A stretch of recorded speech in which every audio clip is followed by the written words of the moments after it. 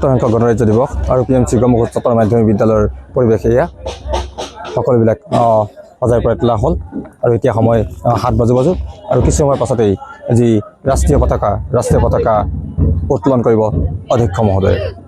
আমি দাম পেৰেড সাজু আৰু এইফালে ক্লাছৰ ছাত্ৰ ছাত্ৰীসকলো নিজৰ নিজৰ প্লেকাৰ্ড লৈ সাজু মাৰ্চ পাষ্ট।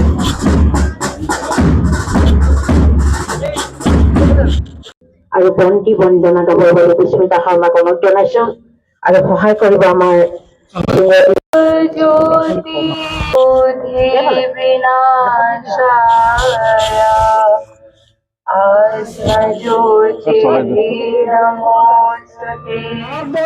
গণতন্ত্ৰ দিৱসৰ লগত জড়িত হৈ থকা মূল কথাটোৱে হ'ল ভাৰতৰ সংবিধান।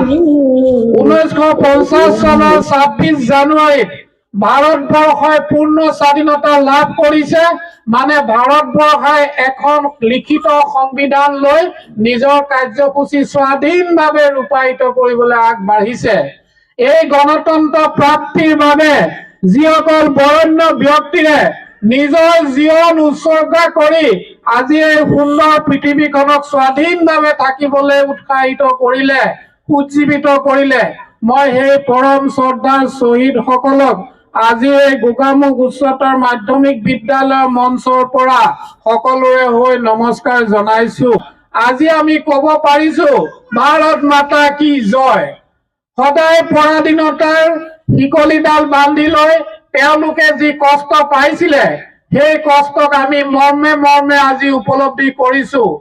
আৰু এই বুৰঞ্জী ইতিহাস প্ৰণয়নৰ কাৰণে সমিতি আমি ইতিমধ্যে গঠন কৰিছো। ঘৰে ঘৰে গৈ ষ্টেক হোল্ডাৰ বা বৰেণ্য ব্যক্তিসকলৰ পৰা আমি তথ্য বিচাৰি আনিছো। আশীৰ্বাদ দিয়ক অহা 3 মে'ত যাতে আমি 3 খণ্ডত প্ৰকাশ পাবলগীয়া বুৰঞ্জীখন আমি যাতে 3 মে'ৰ দিনা গোগামুখ উচ্চতৰ মাধ্যমিক বিদ্যালয়ৰ ইতিহাসখন আমি যাতে ৰাইজৰ মাজলৈকে উলিয়াই দিব পাৰো। সকলোলৈ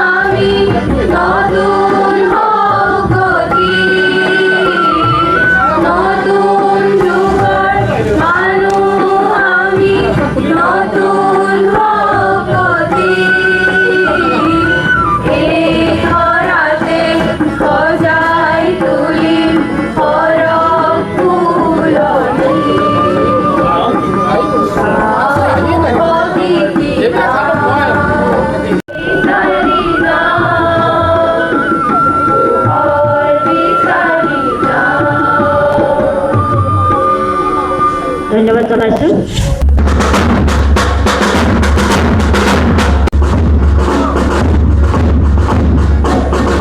ৰাষ্ট্ৰীয় পতাকাৰ সমান্তৰালভাৱে বিদ্যালয়ৰ আৰু এটা কথা আছে। প্ৰতি বছৰে যি স্বাধীনতা দিৱস বা গণৰাজ্য দিৱস দুয়োটা দিৱসতে আমাৰ স্কাউট গাইডৰ পতাকা উত্তোলন কৰা হয়। ৰাষ্ট্ৰীয় পতাকা উত্তোলনৰ ঠিক পাছতেই আৰু এয়া পাছৰ কাৰ্যসূচী হিচাপে আগবাঢ়ি যোৱা হৈছে স্কাউট গাইডৰ পতাকা উত্তোলনৰ বাবে। কোৱা হৈছে কামাণ্ডাৰ ৰোহিত আৰু লগত সহযোগী।